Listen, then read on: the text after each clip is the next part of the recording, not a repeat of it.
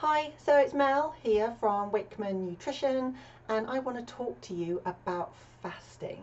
So, this time of year, beginning of the year, lots and lots of diets are out there in terms of helping us on our new me, new year journeys.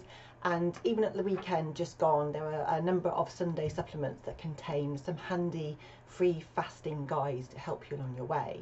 So, I want to talk to you about what fasting is and what the pros and cons are so that you can determine whether it might be the right thing for you or not. So historically we've fasted for a long time, traditionally for religious reasons but also for medical reasons, in terms of if you think about before we might be having surgery. What studies have shown us in the long term is that there may be some potential benefits which stem around increased longevity and living longer for some people. And so we have a number of different ways of slightly, I guess, modified ways of fasting these days. So in terms of different ways to fast, we have alternate fasting. So as the name suggests, that means that you would fast, which basically means you'd abstain from food and drink. Well, it may just be food. You would abstain from eating on alternate days. So you'd fast, then you'd eat normally, then you'd fast, and then you'd eat normally. There's modified fasting, which is, for example, something like the 5-2 plan. So on 5 days of the week, the idea is that you eat normally a healthy, balanced meal, rich in protein and whole grains and all the good things that we're supposed to be having. And then on 2 days of the week, you have a significant calorie reduction. So typically it'd be about a quarter of your day's calorie allowance. So somewhere between 500 and 800 calories per se on average. And then more recently, we've seen what we call time restricted fasting. So within a 24-hour period of time, there will be a window in which you'll be expected to fast, and then a time during the day where you can eat. So something that's quite popular is a 16-8. So you'd fast for 16 hours, which would include overnight, and then you'd have an 8-hour window in which you could eat. So lots and lots of different ways, and like any other diet, this is not a one size fits all, and it isn't going to suit everybody. So what are the potential benefits? Well, as I said, it may be thought of as increasing our life length. It may promote better health, and what I mean by that is that some studies have shown that we might get better blood sugar regulation because our sensitivity to the hormone that manages our blood sugars, which is insulin, reduces. The likelihood is it can help reduce insulin resistance, which we also link to type 2 diabetes, for example. So recognizing that maybe through blood sugar regulation, and also it's been reported that it may reduce inflammation in general, that it might help in terms of chronic disease prevention. So it may be diabetes, it may be things like cancer and a whole host of other long-term conditions. It may promote weight loss, and this is one of the key things which it's tending to be used for. Now, the thing is that when you compare people on a traditional calorie restricted diet, where they can eat throughout the day per se, compared to fasting diets, there doesn't really seem to be a significant difference, but this is what people tend to use it for.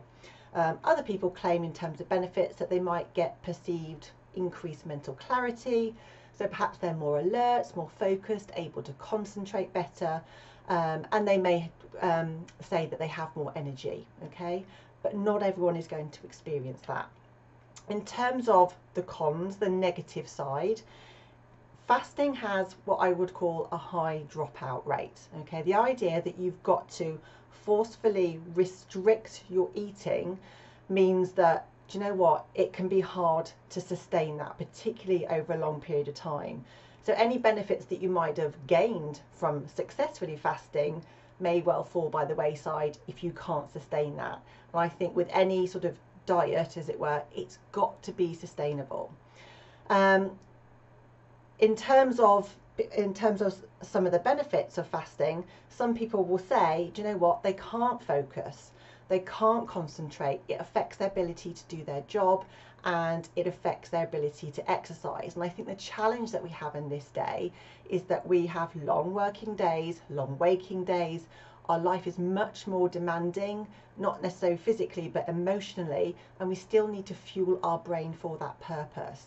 Now, I am somebody that needs to eat regularly, and I have heard stories of people saying that they fainted or they've hallucinated. For me, and this is honestly my personal opinion, I couldn't fast unless I had to, because I'd probably get really wobbly and get the shakes because my blood sugars are quite sensitive, and also I'd get flipping moody. I would not be nice to be around. In terms of other negative side of things, I guess, in terms of if we've got to consciously restrict our eating, it's difficult in an environment where we're surrounded by other people that can eat, there's food everywhere. Our body will be saying, you're hungry, you're hungry. Those signals will be getting louder and more pronounced, and we've got to fight those hunger signals. It's one of the reasons why people can't sustain a fast over a long period of time. Now, this is natural hunger. So what often happens is that even though we may well get through a fasting day, when we come to a normal eating day, our natural tendency is to go a bit bananas. And we tend to compensate for not eating the day before, and we tend to overeat. So even though we may have fasted, we may sort of wipe out that benefit in terms of the calorie reduction that we've created because we overeat on the days that we are allowed to eat. And the final thing is, it's not suitable for everybody, particularly for people that have poorly managed blood sugars, such as diabetics, for people that might have fatigue or problems in terms of low energy or low mood, for example, people that might have high blood pressure or heart disease, because the fasting can cause sort of different electrolyte imbalances. That's not good. Certainly if you're pregnant or breastfeeding, and also if you have a recognition that you struggle with food. You may not have an eating disorder, but perhaps you have a tendency to control food, you think about food a lot, you already restrict your eating, or you have what I would call a disordered eating approach. Okay, so bearing those things in mind, I can't say to you whether that's fasting is going to work for you or it's going to be a good thing or not, but that gives you the information in terms of perhaps making a more informed choice. If you have fasted, please let me know, because I'd love to hear about your story. Did it work? Did it not work? And that's it for me today. So if you want to subscribe on my YouTube channel, please do. It's Wakeman Nutrition, and I will see you next time. Thanks very much, guys. Bye.